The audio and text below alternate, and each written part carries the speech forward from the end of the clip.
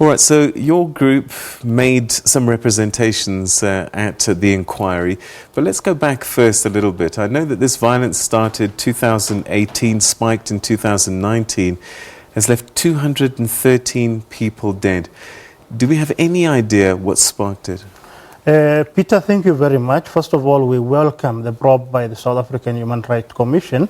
It has been actually long overdue, and we also welcome the in-depth research and the dissemination by the Human Rights Watch Africa that I have actually done on this matter. But the truth of the matter is the perpetrators of these crimes are a group that are known to the government, known to us, by the name of ATDFs, and their concern was that the foreigners were taking actually the jobs. And unfortunately, as you said it, up to this moment, even though many were arraigned in court, out of the 213 that have actually been killed, of which some portion was South African, mistaken as a foreigner, no one is arraigned and caught and sentenced. All right, so 213 lives lost, 860 vehicles destroyed, 91 people had been arrested, but nobody is serving time for any kind of actions.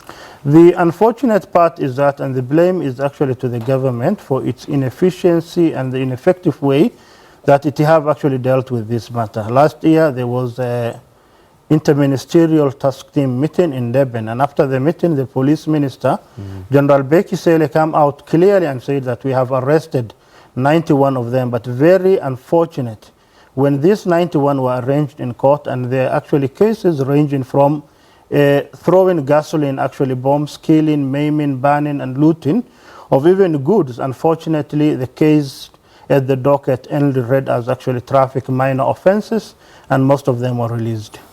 So what did you tell the inquiry this past week?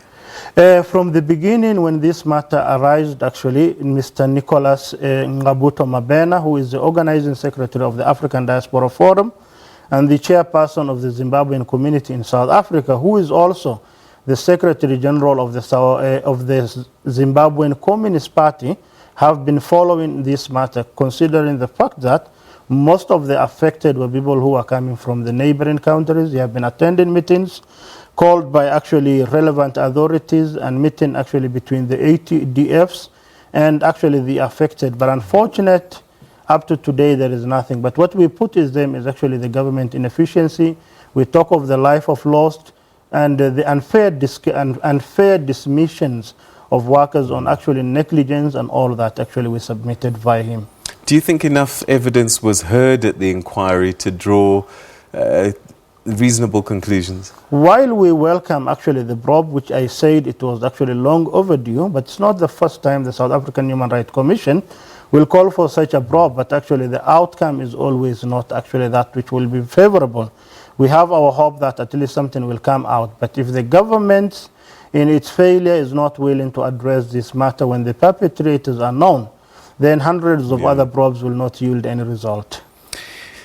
We've talked about the number of vehicles damaged and numbers of people killed.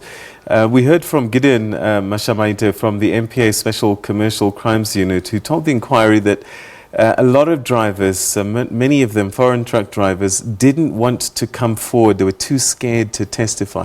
Why is that? The unfortunate part is the advocate representing the NPA submission tantamount to institutionalise xenophobia, saying that we are not coming actually forth and report. But the unfortunate, those who even went and reported the matters and the perpetrators were not brought to court, then it's another way of actually taking the risk away. And he said that there is no cohesion and working between the government. And he said as long as the police are not involved, as long as the judicial systems actually via the Ministry of Justice are not willing, they cannot actually do. And he talked more of actually lack of resources and what actually Shamila, the current actually leader, is. But the unfortunate part is that whatever he mentions tantamount to institutionalize xenophobia and taking the blame away from themselves. Is there any kind of real concern that some of these groups might have? Are, for example, foreign nationals being given preferential employment treatment by some of these employers? No, there is no preferential treatment, and it's very sad what I heard from the Minister of Home Affairs when he said that these migrants or foreigners are not applying for critical skill. You do not need any critical skills to actually drive a motor vehicle. The work permit that is given to us, be it asylum seekers, whether we are asylum seekers or whether we are permit, is just enough. There is no preferential treatment, but our South Africans majority do not want to come in and take this risk of actually, traveling from one part of the continent to the other. It takes a lot of time away from family. It takes a lot of time from your beloved ones. They do not want. But when we take, then it becomes a blame. And the warning is, if this is not contained, tomorrow groups like the Greater Gauteng Business Forum will also say, we do not want the foreigners in business also who are doing tax shops. The next moment it will be actually the hospitality industry. And then at the end of the day, this will lead to anarchy in the country, a nation that its economy is already ailing. Are you happy and satisfied that all these drivers are properly documented and that they're not being exploited by some of these employers? We are trying, and I think we have got also a talk via Mr. Ngabuto Mabena to also see if we can also have some sort of work relationship with COSATUs, because most of them could not have suffered this unfair discrimination. They could not be actually having unfair, treatments if they were allied to any workers group. So what we need to do is that as an organization representing the interest of the migrant is to make sure not only them, but every foreigners who is in any part is actually aligned to an organization like COSATU, so that their rights can be taken actually over. Are they still under threat? They are, majority of them. All right. We'll leave it there for the time being. We'll wait and see what the inquiry comes out with. But thank you for coming through and sharing your thoughts with us today. Thanks, Peter.